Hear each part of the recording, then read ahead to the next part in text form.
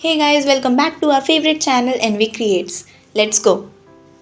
भारत की आज़ादी सिर्फ एक मूवमेंट नहीं थी, ये उन वीर जवानों की कुर्बानियों की वजह से मुमकिन हुई जिन्होंने अपनी जवानी और अपनी ज़िंदगी भी देश के नाम कर दी।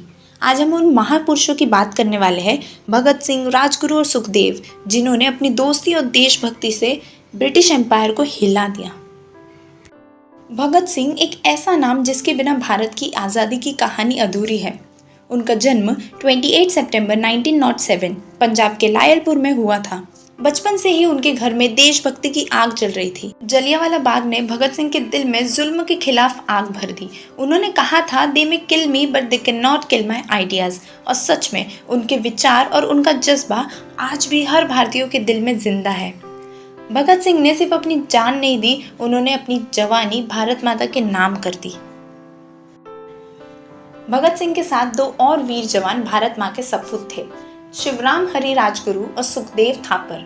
ये तीनों सिर्फ दोस्त नहीं, वो भारत के वीर सपूत थे जिन्होंने दोस्ती, बलिदान और क्रांति एक साथ लिखे। इन्होंने मिलकर बनाई HSRA, Hindustan socialist Republican association, जिसका सपना था भारत को ब्रिटिश के पंजे से आज़ाद करना। ये कहानी सिर्फ तीन दोस्तों की नहीं, तीन वीरों की मिसाल है जिन्होंने दिखाया कि जवानी सिर्फ करियर नहीं, देश के लिए भी दी जा सकती है। वीर राजगुरु महाराष्ट्र के खेड़ गांव के रहने वाले भारत माँ के सपूत थे, एक जबरदस्त मास्कमैन जिनका निशाना कभी नहीं चूकता था। जब देश ने पुकारा, राजगुरु ने बिना डरे बिना सोचे अपनी जिंदगी दांव पर लगा दी।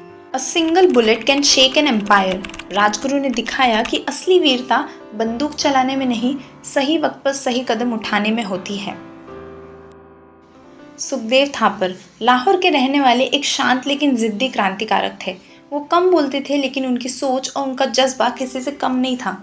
HSRA की हर प्लानिंग में सुखदेव की सोच छुपी थी। सुखदेव ने अपनी जिंदगी, अपने सपने, सब कुछ देश के लिए छोड़ दिया और उनका बलिदान आज भी भारत माँ का सर ऊंचा करता है। 17 दिसंबर 1928 में जब लाला लाजपत राय जी पर ब्रिटिश पुलिस ने बार बार लाठीचार्ज किया, भारत गुस्से से कांप उठा। लाला जी की शहादत के बाद भगत सिंह, राजगुरु और सुखदेव ने फैसला किया, जुल्म का जवाब दिया जाएगा। उनका लक्ष्य जेम्स स्कॉट था, लेकिन भूल से जॉन सॉन्डर्स को मार दिया गया। ये कोई बदला नहीं था, ये एक मैसेज था, भारत के वीर जवान अब चुप नहीं रहेंगे। उन्होंने दुनिया को दिखाया कि जवानी सिर्फ सपने देखने के लिए नहीं, जरूरत पड़ने पर अंगार बनने के लिए होती है। 8 अप्रैल 1929 में भगत सिंह और बटुकेश्वर दत्त ने दिल्ली असेंबली में बॉम्ब फेंका था। इसका मकसद किसी को मारना नहीं था, बल्कि ब्रिटिश एम्पायर के कान खोलना था। उन्होंने पुलिस के हवाले होकर भी असेंबली में खुलेआम नारे लगाए, इनकलाब जिंदाबाद, लॉन्ग लीव द रिवॉल्यूशन। पूरी दुनिया ने देखा, भारत के वीर जवान सिर्फ बातें नहीं करते, अपनी जान भी दांव पर लगा देते हैं।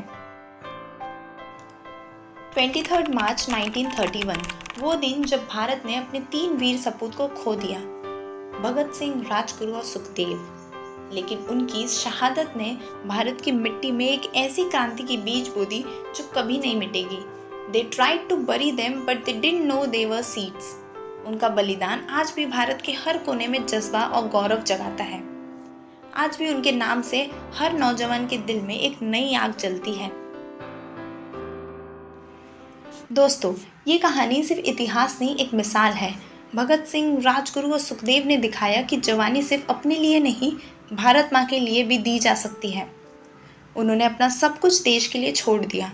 चलिए उनकी याद में एक वादा करें, we may not be as brave as them but we will never forget their sacrifice. जय हिंद, इनकलाब जिंदाबाद। मिलते हैं नेक्स्ट वीडियो में, तब तक के लिए take care and keep learning. Thank you.